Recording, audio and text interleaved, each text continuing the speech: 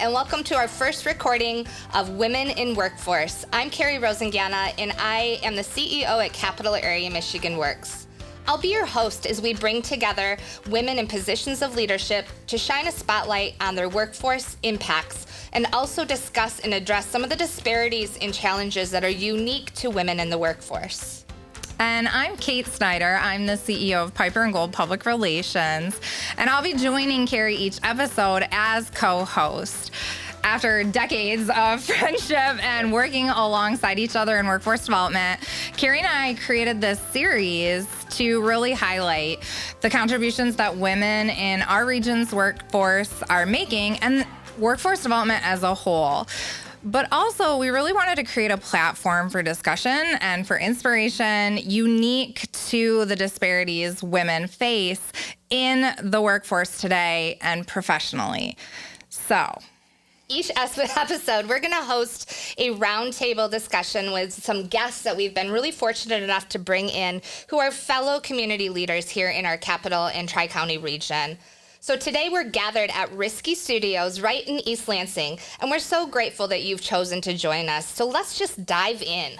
Okay, so we all know that when amazing female leaders get together, like our intros alone could be this whole episode. Yes. So we're just going to call this segment what it is, which is this could be a whole episode. And so instead of full bios, full introductions, we're going to ask each of our guests today to introduce yourselves by summing up your professional biography in just one sentence. And then we want to ask you to share a single sentence of what you want people to know or understand about you that we couldn't read in your bio. So we really want to get that behind the bio and encourage you to be as candid or as personal or as vulnerable as you feel comfortable. Myself, I'm not a big feelings person, and so that can often be really hard for me, and one of the major lessons I've learned in leadership over the years. And that's part of why we really want to normalize being human as leaders and the fact that that's okay. Yeah, and I think as Kate mentioned that she is not someone who's big on leading with feelings. I'm, in fact, the exact opposite. I lead with my heart, and then my head follows typically. And so it's something that I really value and foster as a human leader. It is okay to have emotions. It is okay to show those emotions. And I think that also speaks to my own leadership style as an organizational leader. I always tell my staff, I am a servant leader. My role is to support my team so that they can be successful in the roles that they all have. And that way they can make sure that the impact in the way that they want to choose to lead themselves is supported through those emotions that I'm pretty tapped into, I would say. So with that, let's introduce our three guests today. First up, let's welcome Kira Carter-Robertson, Senior Vice President at Sparrow Health System Regional Hospitals. So Kira, would you mind just summing up yourself and talking a little bit, one sentence, I know we said, a little bit about yourself and who you are? I'm a seasoned healthcare executive, senior leader, been a CEO, COO, really just came through progressive career advancement and opportunities. I think something that you wouldn't see in my bio is I absolutely, the heart of who I am is just Kira, not my title. I lead with kindness. I have never sought a title. Everything and every opportunity has come through me taking on new opportunities, wanting to spark change, and really wanting to make a difference. That's really beautiful. Thanks so much, Kira. Is there anything else that you want anyone here who's listening in today to know about you additionally? Married for 14 years now, and we have a wonderful canine child, Zion, who's our big 100-pound Rottweiler. Speaking of Carrie's heart there. Yeah. I have a Rottweiler too. So that keeps me busy outside of work. So. Well, thanks so much, and we're really glad to have you be a part of our first conversation today, Kira. All right, next up, I'm pleased to get to introduce you to Shirin Kambin.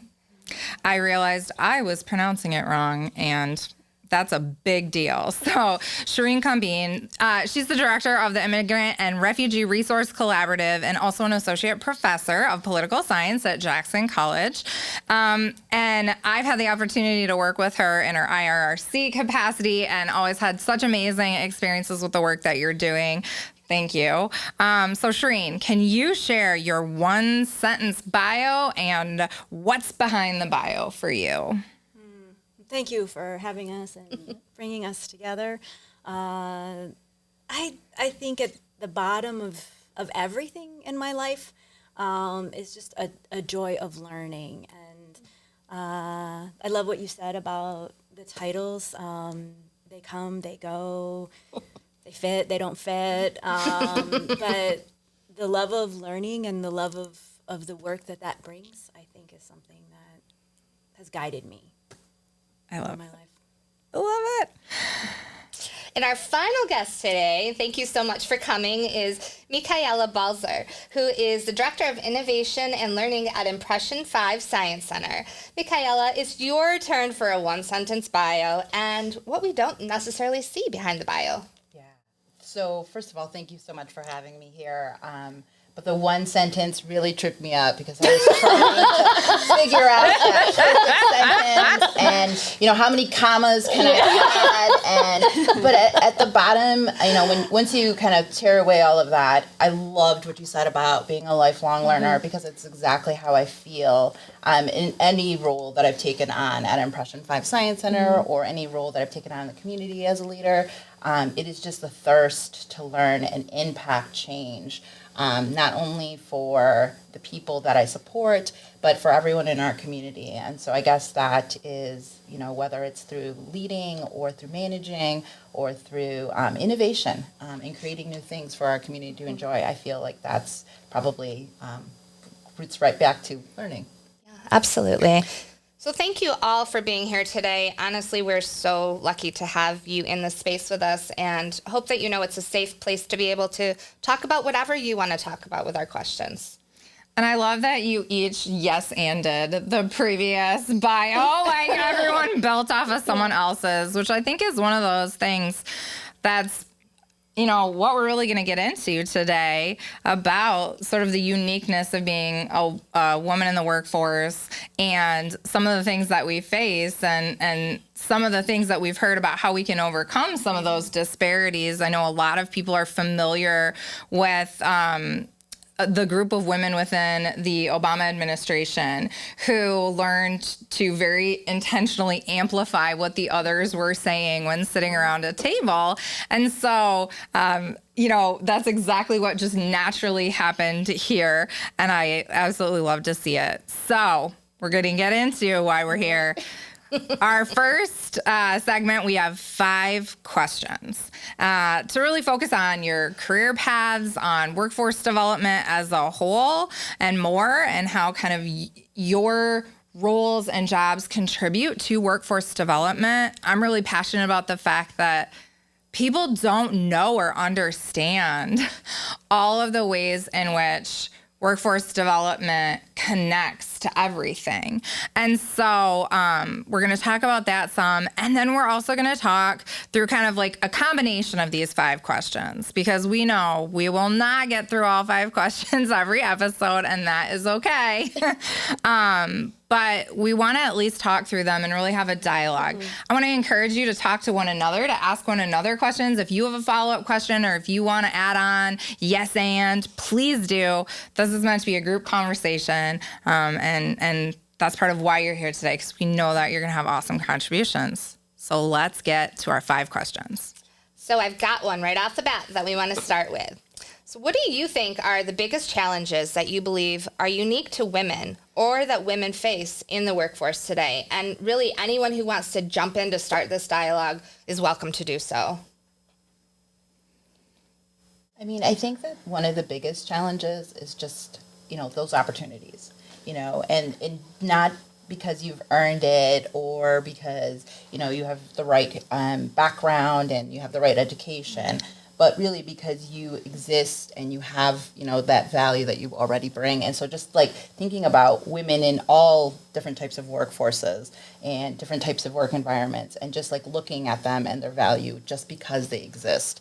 I mean, I think that can be a big challenge, because I think a lot of us go through with like, are we enough? And that is a common, when we get promoted, we know we earned it. We know we're there, we're solidified, we know our intelligence, and we know that we bring this very unique ability to understand something. But every single time I feel that I just question, am I enough? And I think that could be a hard thing.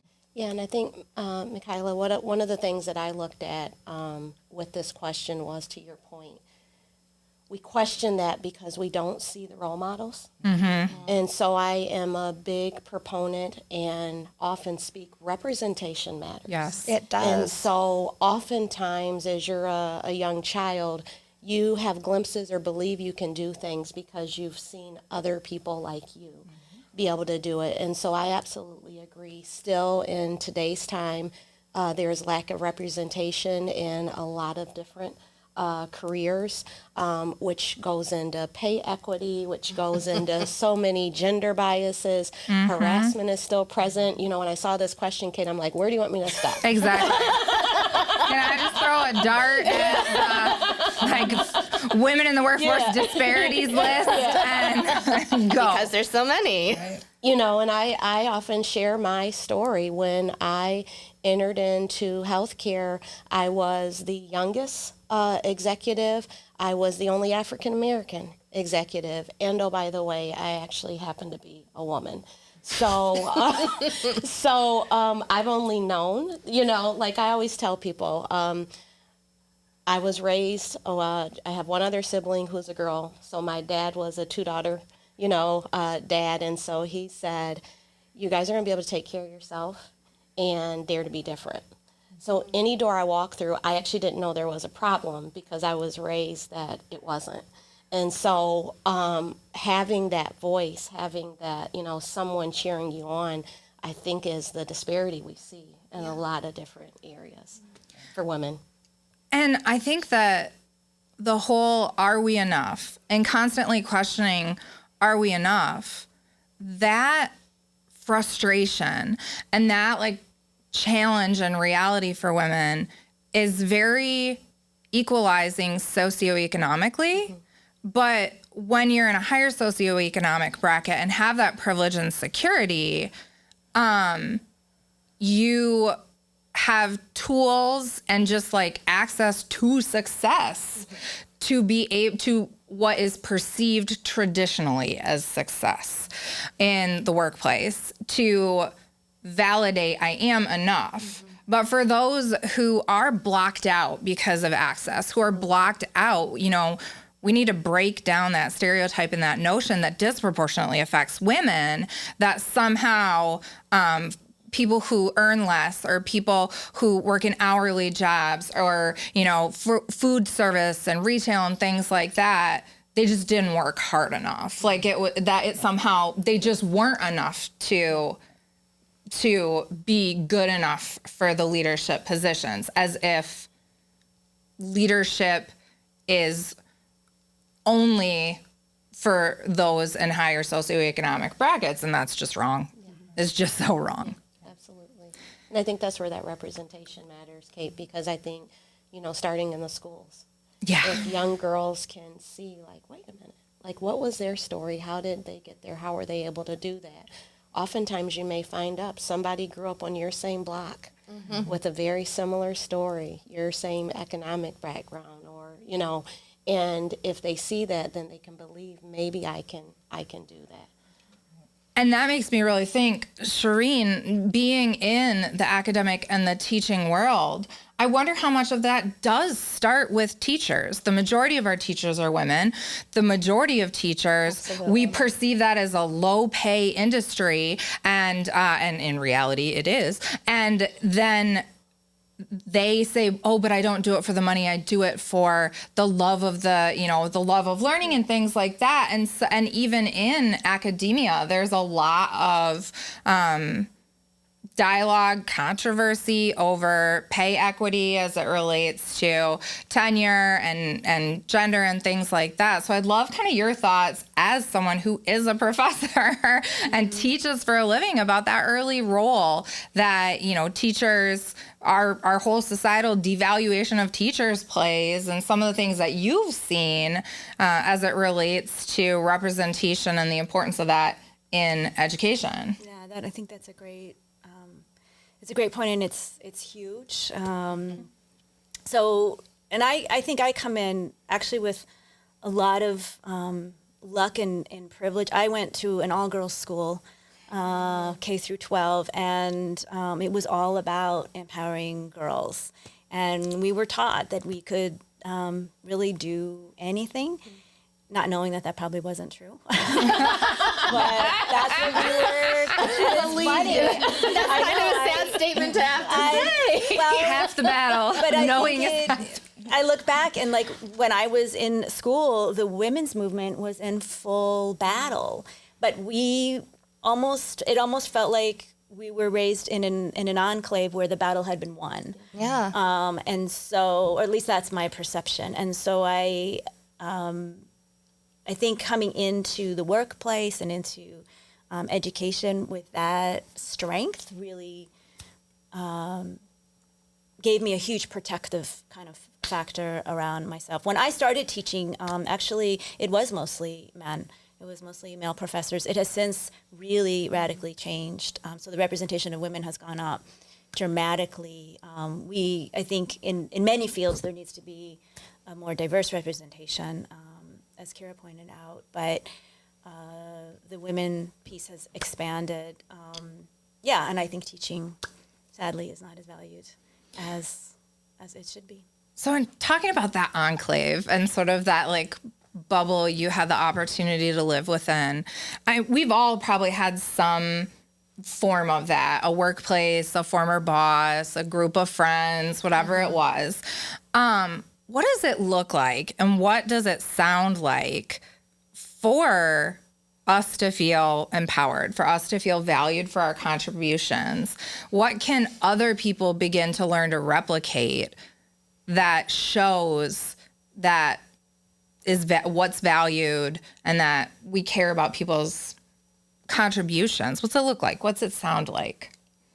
I mean, I think from my experience and the unique environment at Impression 5 Science Center is that you work side by side really closely, right? It's a nonprofit and it's had many stages in how many employees it's had, but all the work has always been side by side. So it really, for me, I've been fortunate to work with an executive director, Eric Larson, and he's always been a champion of trust, right? And I think for me, that the echo that you trust that I can do what I'm expected to do, like this role, carrying and leading or innovating, and you trust that I'm going to be able to carry this forth and not question my decision making or not question, but support it and also elevate it and echo it in a room where maybe he may potentially have more power just because of the structure of the space, and him like continuing to elevate the voice or making room for the voice. And I think that for me has been transformative in that thought switch of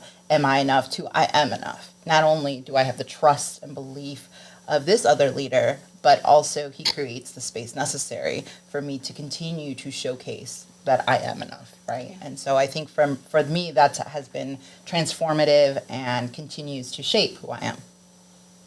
Yeah, I absolutely agree. I think for me is none of us, just come out the womb and are where we are at, today.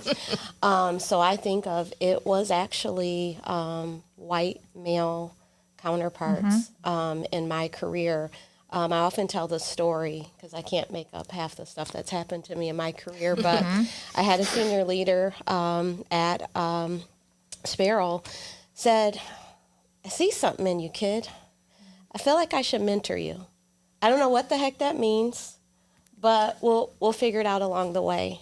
Well, that leader was the one that kind of pushed me out of my comfort zone to actually start speaking up, that I was interested in doing something more than what I was doing.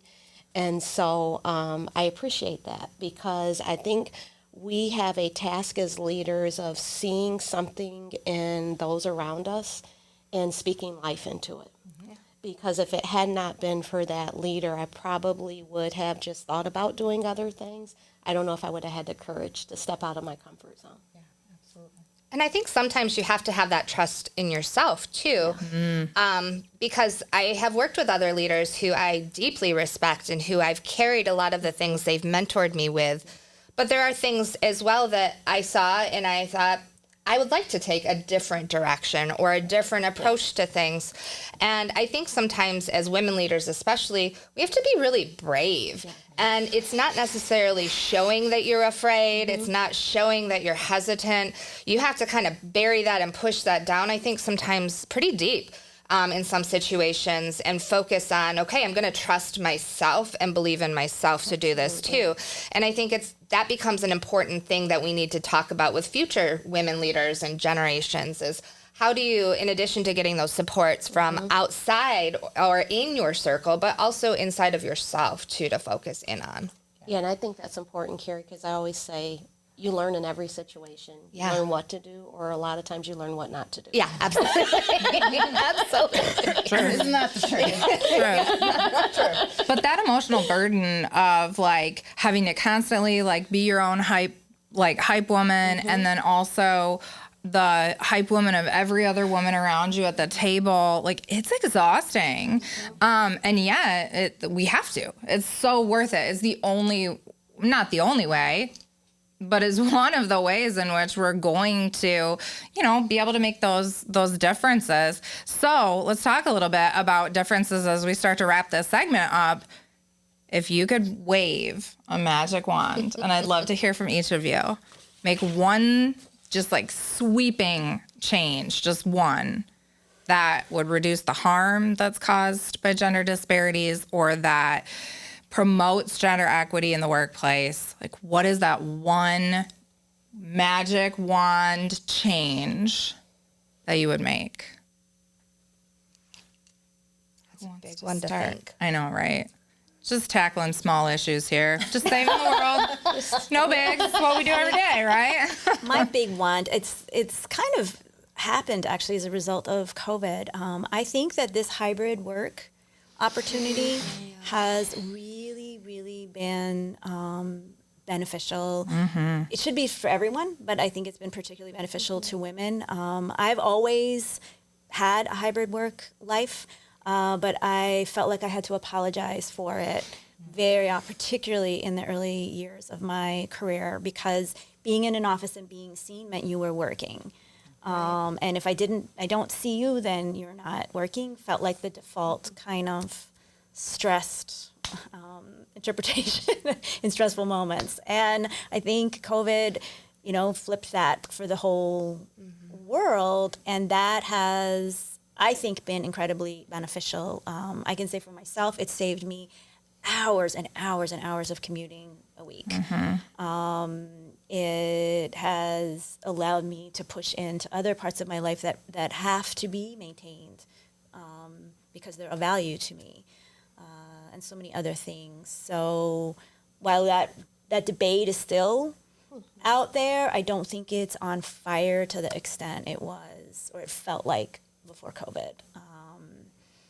So maybe that's undershooting the expectations. No, but I do think that has, for me, has been significant. It is. Yeah, it really is. I remember, I have a 6-year-old, and pre-COVID, if he was sick and couldn't go to daycare, or if there was a snow day or something like that, it was like level 5, yes, like, oh my gosh, what am I gonna do?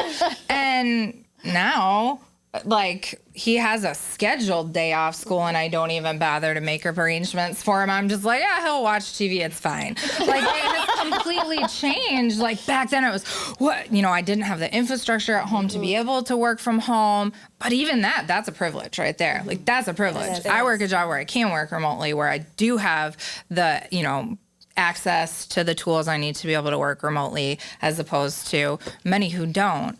But I do think the more and more that we can move toward that hybrid environment, the better it is for so many people, particularly women, which we're going to talk about in a minute, who do take on that disproportionate share of childcare and household labor.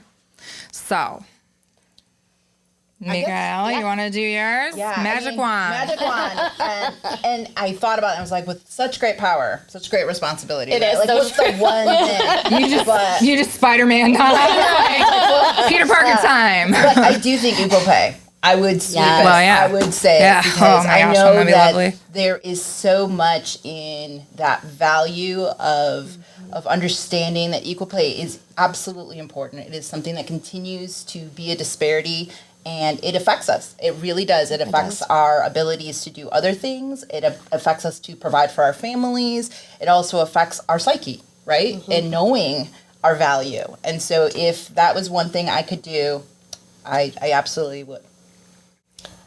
For me, no shock and surprise, I've been saying it throughout the whole course of everything, improve the representation. And it is so easy, but we have to be intentional. One of the things that we have done at Sparrow, we're probably several years in, but we created a women in leadership cohort. Oh, I love Because that. traditionally in healthcare, you see most women leaders on the clinical side. Yeah. So nurse leaders. But on the business side, Yeah. you typically don't see that. And so we've created that pipeline, and we have had several women leaders where normally we would have said, well, we didn't have any job applicants. This was all we had. We're creating that pipeline so that we have representation and so that we have qualified candidates that can apply for opportunities. And my other magic wand, Kate, I would just add, because we talked about the employer side, but to my women, speak up Yes. and be comfortable being uncomfortable. It surprises me that, and research has shown, most men, when they look at job opportunities, they're like, whoop, that sounds cool. But women, we literally line up our resume with the job description, and if we don't check like 90% of those boxes, we actually don't even apply for the job. So put yourself out there and stretch yourself and go after what you want. I wonder how much of that. Oh, I was going to say, I think another piece that's run through this that hasn't been named is this chase for perfection. That's what I was going to say. Fear of failure. Yeah, and I think when you can let that go, you really can soar. There is no perfection. And so the environments where you're trusted, I think, are huge, and the environments where you can foster trust, but you can also allow employees to make mistakes and not understand something and not get something. And that is okay because this is a learning environment. So I think perfection is actually very dangerous. I think working hard and giving your all is one thing, but perfection is a dangerous pursuit. So And just to that, reminded me Shirin, of by that. fluke, I put inspirational quotes in my office. So I tend to be a very positive person, sometimes over positive. I can relate to that. Yeah, without caffeine included. But my quote is actually of basically to that: don't be afraid to make mistakes. Don't be afraid to fall down, because guess what? The next time you try, you're not starting from ground zero. Right. You're actually starting from experience. that's right. And so, don't be afraid to not be perfect. Yeah. Because we're really not. We just pretend Yeah. that And we I are. think that spirals back to like the representation piece, because when I think about my work in the refugee world, we were fortunate to just get a grant, and 18 of the 19 people that are now being paid by that grant are all first and second generation Americans, which is that's huge. That's not something that is common. And we built into that entire structure scaffolding for leadership. And so the expectation is you don't know everything, and you must learn. And how are you going to do it?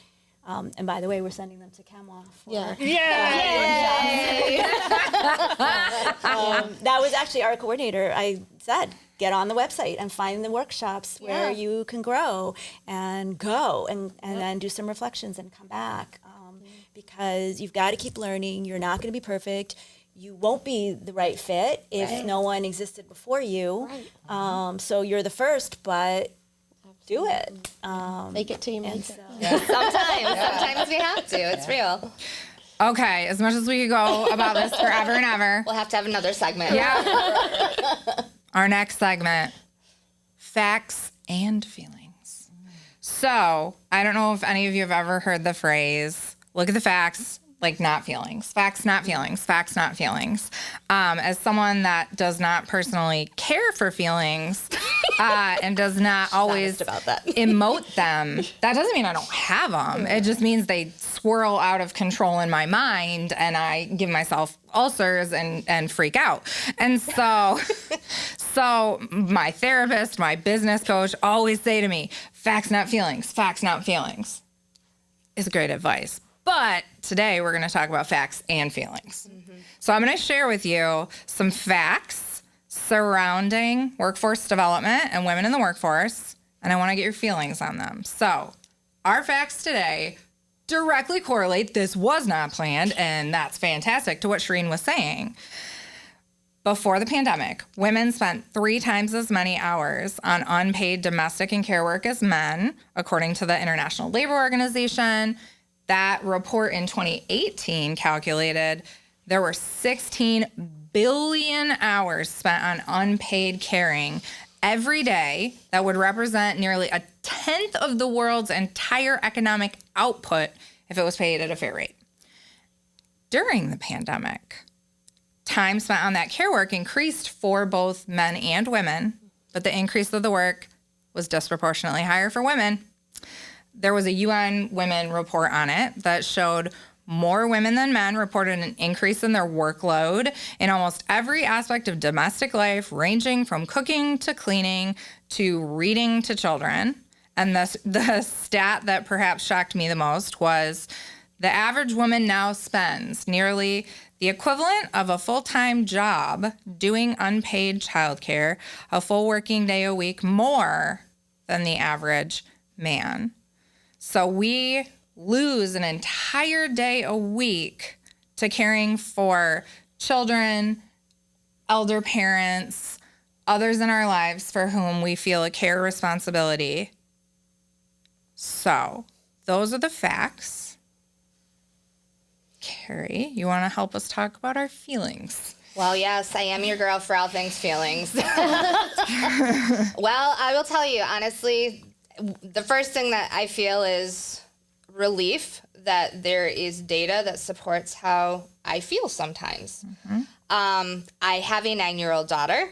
I work full-time. My husband works full-time. And I am that perfectionist-driven kind of person that when I get home from working a full 8-hour days that is nonstop, meeting to meeting, go, I go home and I go too. And I think sometimes it does make me feel exhausted. And I think sometimes I do it to myself because I strive to want my house to be clean all the time and everything to go where it's supposed to go. For my daughter to always feel like she has time with us as full-time working parents, to be running to the grocery store to make sure we have food that is healthy to eat, things like that. It all adds up, and it doesn't leave a lot of time for other activities that sometimes that can fulfill you and that are equally important, and that can be sad. So, I think when I hear those facts, it's like, yes, that validates, I think, some of the things that so many women feel, but we don't always talk about. I mean, I can't. What you just described was like a sweeping swarm of emotions. Right? From like validation to feeling of exhaustion because of these, one feeling that kind of keeps rising up for me as I progress through the career. And I also have I'm a parent of of a 16-year-old boy. And How is that real? I have no idea how that has happened. I thought he was 5 yesterday. He was. He was, right? I feel beyond all of these, I feel guilt. Yes. Right? The guilt. I feel guilt that I'm choosing sometimes my career or the things in my work over reading a story.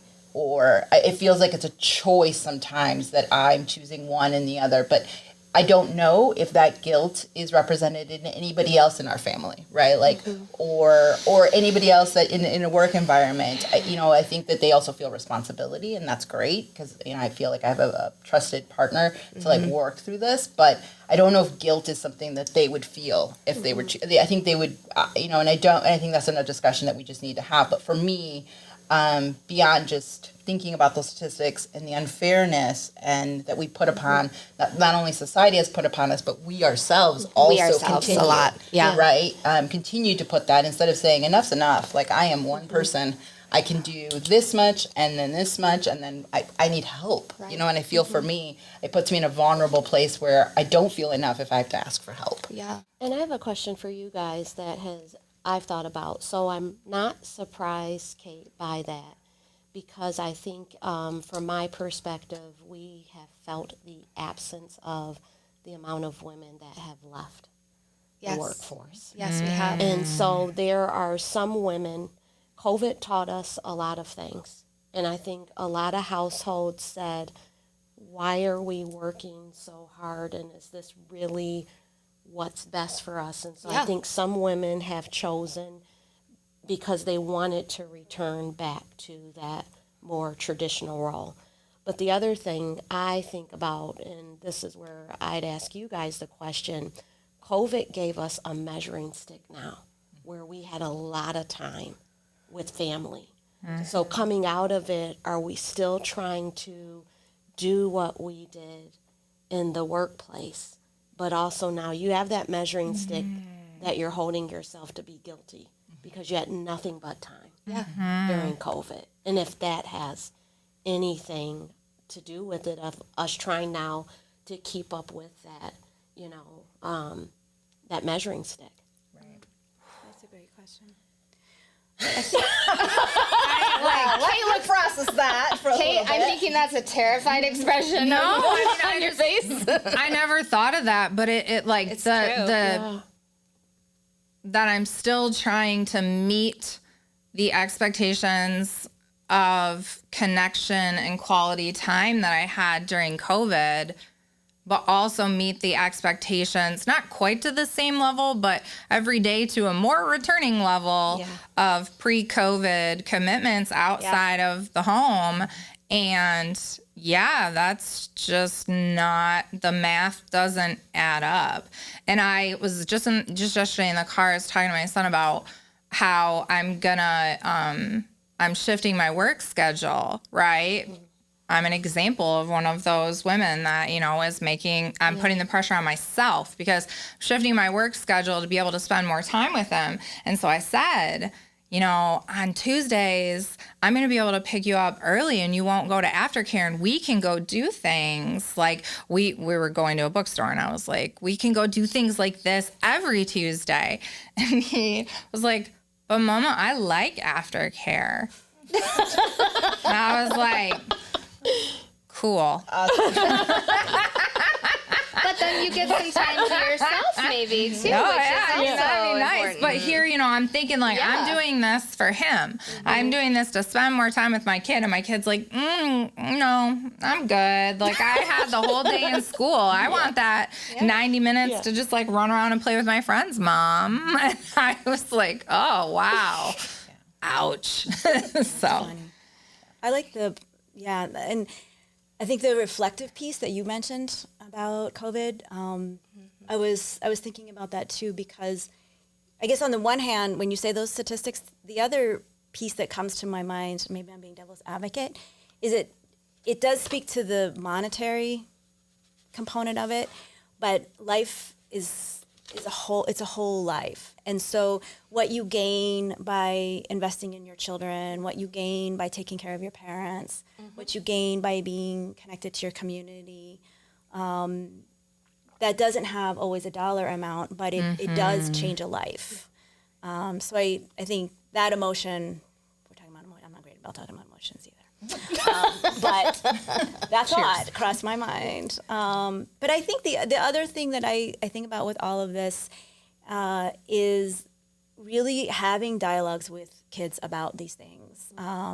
And so I do work full-time at Jackson College, and I have chosen to take on this whole other piece in the refugee and immigrant world. And it has required me to really think deeply about what I am doing and the time, and to talk to my children about that, and to make it clear. And we even have codes like, okay, so your school, they go to a great school and there's a lot of activities. And so we had to have a lot of conversations about, I'm not going to be able to go to every activity, but there's a lot of activities because a lot of parents are in this situation, and that's why they have a lot of them, so you can at least go to one of them. And they were not always happy with that, but helping them understand that you have to live a life that's aligned with your values, and that means you can't be everywhere, up to 100% expectation each time. And those are hard conversations, and I always feel like somebody's unhappy. There's always somebody unhappy. But at the same time, like I say, that when you widen out the lens, like, what is this life that we're doing, and where are we putting our time? And there will be sacrifices. And we should probably know what those sacrifices are and be able to live with them. And I know the ones that I made. And I can live with them, and then there's other ones I'm not willing to make. Right. And they're a wall. And so I think being extremely reflective about where we're putting our time and our energy is so important, because that impacts careers, it impacts relationships, it impacts income, it impacts friendships. Sometimes friendships are not able to be maintained in certain stages of life, which is not, everybody, I think everybody has to make those choices for themselves. And then once you know that, you go into the world stronger and able to commit to those pieces that, you value. And in our case, that's a part of that has been careers. And I think the heart of it is, really to sum it up, as a woman, we should have the choice to do what we want to do or not do. Yes. Right. Something. Yes. Right. Without Absolutely. guilt, without shame, without condemnation. Absolutely. And I think that, to me, is where we will have arrived, when whatever place and space we find ourselves, that it's just because that's what we want to do. Okay. Y'all, I could listen to you talk for hours. But we do have to start to wrap up our conversation here. Hopefully not wrapping up these conversations as a whole, because this normalizing of these things is so important. I'm going to give our guests a few seconds to think of your biggest takeaways in 10 words or less, either what you hope others will take away from today's conversation, or what you are taking away from today's conversation. It could be a sentence. It could be a collection of words. It could be a quote that somehow your memory is actually able to hold on to. My 10 words, I did kind of words and phrases. So to give you an example, I have trust, self-belief, representation, our own power, and choice without judgment as kind of the things that I feel like I'm taking away from today, and I hope other people will. So I'm going to give you a couple of seconds to write down your 10 words or your sentence that you want to share. And then Carrie. Yeah, and while you work on those 10 words, I sincerely want to thank all of you for being a part of this conversation today, and for being willing to be vulnerable and real and honest about what it's like to be a woman leader. To sum it up in 10 words, what our dialogue today was, I think is a feat, but it's one that I think is important to reflect on, because we're not going to be able to do everything all at once. And we have to know how we can empower and support and continue these conversations, because this isn't just a one and done thing. This is something we all should be honest about, and we should be collectively discussing so that we can lift and support each other up. So thank you to our guests. Kira, thank you so much for being here. From Sparrow, we are so grateful to have you here. Shirin, love having you be a part of this conversation. Thank you. And Micaela, thank you so much for being a part of this dialogue today. What you said was really meaningful. So I just personally want to say, from my own perspective, I think what I walk away with is collaboration, connection, and meaningful impact, because that's what the three top words or top thoughts that come to my frame of mind, because that's what I felt today. I felt connected to all of you. I think there was a lot of head nodding. There was a lot of yes and that were going on. And I think that's what you get when you have conversations like this that are open and honest. And so I just want to say thank you so much for being a part of our premiere first episode ever of Women in the Workforce. And we're so grateful to have you here. Kate, all you. So with that, I'm going to let you share your 10 words. Micaela, do you want to start for us? Sure. My first word that I wanted to kind of highlight is how alike all of us can be, right? And it like goes back out to kind of thinking about other women in our work environments, friendships, and maybe the similarities of experiences that they're having. So that's one big takeaway, is like, wow, okay, I have a lot of opportunity to connect and share the story, but also hear stories and how they impact. I promise not all of my words will have extensions. I promise. Otherwise, this would take forever, right? But the other word that I was thinking is this is complex. This work, this message, these stories, all of us, it's very complex and it's very deep. And I think it's important to make room for them. And I'm glad that thank you so much for creating these episodes to create this room, because it is a complex. And hopefully by the end of the series, we will unearth like the richness in these conversations. It's a journey. I think all of us are on our own individual paths as women, but there is a journey for women in the workforce and the impact that they can have. And last but definitely not least, I cannot represent or say this any better than what you've echoed over and over and over. Representation matters. It absolutely does. And it matters both to anybody that's watching this in our work environments, in any influence areas that we might have. And how do we do this? How do we continue to do the work to bring other women into these arenas and promote programs and visibility? And so that's a big takeaway. So thank you for bringing that up, and I'm here for it. Okay, Shirin. I'm going to piggyback on your last one with my first one, and I'm grateful that you brought up. I think, again, representation. For sure as women, but we're also multidimensional. And so we carry around aspects of ourselves that are very much part of dominant culture and aspects of ourselves that are not. And so I dream of a day where some of those more hidden pieces, or not hidden, but not represented, surface. And it's a more comfortable world for that to happen. So I love the representation. And I think you also talked about options, and I go back to my school. I loved my school. And they always taught us that life is about options and opportunities. That was what feminism was. Feminism was a very positive word at that time. And it was defined as options and opportunities. And I carry that still with me today. There is not one way to live a life. There is not. There is a multitude of ways. And so that leads me to the last two, which is fun. I think this conversation was fun. Right?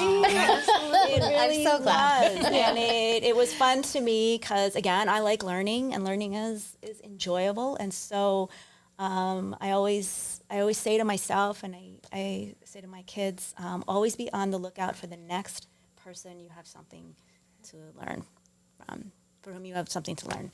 So always be on the lookout for the next person from whom you have something to learn. And that occurred here. And so gratitude for putting this together. Thank you. and for coming in contact. I knew neither of you before today, so. Thank you. I love the sentiment. I also love the commitment to grammar. Yes, and you- I botched it. Like, oh, I'm a professor. Great. I loved it. All right, Kara, take us home. All righty. Thank you, Kate. First of all, just I think gratitude. I just want to say thank you guys for even, I feel humbled. I think I told Kate and Carrie, even for the invitation. I kind of switched mine because I was listening to everybody else's, and so not to duplicate. But for me, it's show up. You can see when we show up, great things can be done. And show out. Don't be afraid of being who you are. I am very big on just being authentically you. Yes. That's what we need.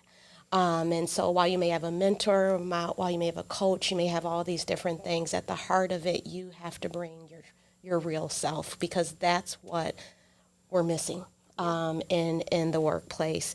And it's okay. It's okay if you want to stay at home. It's okay if you want to be a boss lady. I think what we're talking about here is making sure that those choices and opportunities aren't taken from us. Yeah. And so whatever you find, space, place, and time that you find yourself, just bring your full self. Be the change you want to see. I think as women, we have responsibilities, and we carry great responsibilities. We nurture. And so we're going to do that our entire careers. And so let's not arrive to a place that we forget to reach back and bring other alongside us. So thank you for allowing me to be a part of this conversation. And thank y'all. So on that note, I'm Kate Snyder, my authentic, neurodivergent mom to a fierce little 6-year-old, CEO that often has no idea what I'm doing, self, from Piper Gold Public Relations in Lansing. And I'm Carrie Rosingana, CEO for Capital Area Michigan Works. Also someone who believes in being authentically me and celebrating other people being authentically who they are too. So we can't wait really to welcome a new group of individuals and guests for more amazing conversations on our Women in Workforce series. And we thank you all again for being a part of this conversation today. Thank you.